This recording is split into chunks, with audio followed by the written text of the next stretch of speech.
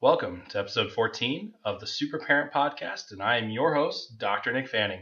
Sit back and relax because today's episode is the Stop Doing List. Parenting in the 21st century is ever evolving, and while you balance work, kids, and your sanity, it's easy to feel discouraged. Welcome to the Super Parent Syndrome with your host, Dr. Nick Fanning.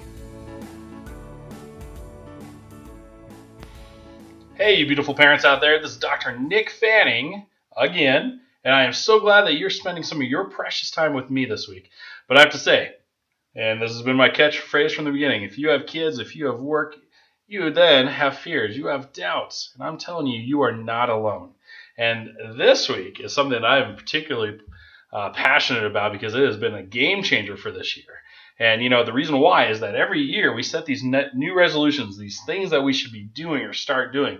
Well, I'm telling you this. What I decided to do was a stop doing list. I made an anti-resolution of things that I was going to quit and things I was going to stop. And so to you, I bring you with you today the stop doing list. Now, the whole purpose of this is that it is sometimes easier to lessen our load. There's all these things that we should. And my wife and I, we call it, stop shoulding all over ourselves. We should have done the laundry. We should have got caught up on this instead of taking a little bit of time for self-care. Well, I'm telling you this, that if we can simplify our life, if we can actually find a way to slow things down, you're going to find that we're going to have a lot more intention and a lot more focus to actually get a lot more done. And so what I mean by that is that we need to stop doing certain things in our lives. And so I want you to come up with a list. And this podcast is going to be ridiculously short compared to the other ones because this one is I want you to spend the time that you would be listening to this, additional 5 minutes maybe, to actually create this list for you. And these are going to be lists that you can just ultimately quit and stop doing, or list things that you can delegate, or things that you got to work with your partner or kids to take on. Okay, so this was part of my stop doing list. One, I was going to stop folding the laundry for my 5-year-old. And you know what? She doesn't like doing it, but she actually starts doing it perfectly. And she's great because she was this kid that would go through her clothes, and if she wore them or not, sometimes they would just end up in the dirty clothes pile anyway. So we'd be rewashing these clothes that may or may not be dirty and refolding them, and then she would just kind of toss through them and not really respect it. So we came up with, all right, sis, you're going to start folding these. Now, as you guys know, folding laundry for kids is incredibly time consuming. But I can tell you that she's an active service kind of kid anyway. So when her and I are folding clothes, it's actually a time for us to kind of talk and listen about the day and just kind of go back and forth and answer her millions upon millions of questions, or, the dreaded knock joke time as well. But at the same time, it's actually turned into a positive because of that. And so a stop doing list has turned into a great opportunity for that.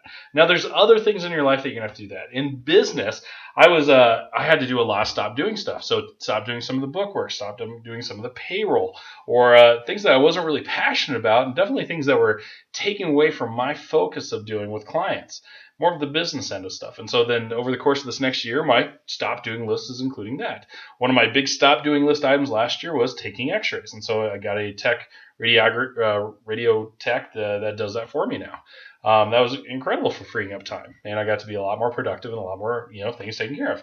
But at the same time it can be anywhere from stuff at home, it can be stuff at work. And so one of the things that I see as a big time waste is mowing the lawn. So I've delegated that. I used to hire out for that, but now my wife likes doing it because she likes the quiet time.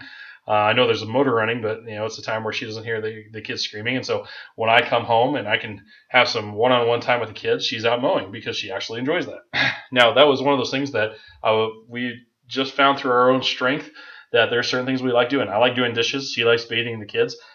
We're not stressed out. We've split those things, but there are things that you can do to delegate into other things.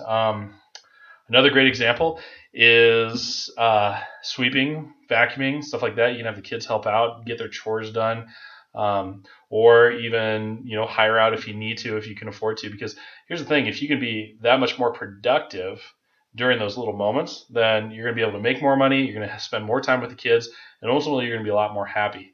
So those are some of those basics as far as the stop doing list. But you need to create your own. And one of the things I challenge you is, if your kids are slightly older, why don't you ask them what your stop doing list should be? And you might find out that they might be willing to take some on, either for just obligations as their kid and living as far as the family household. But if they're going to go above and beyond, maybe that means they're going to be rewarded in some way of allowance or objects or whatever it might be. But you guys got to figure that out. And so there's a lot of benefits that can be had from this. And so I encourage you is create your own stop doing list, free up some time, free up some energy, free up some focus. So that way you can really focus on things that are important.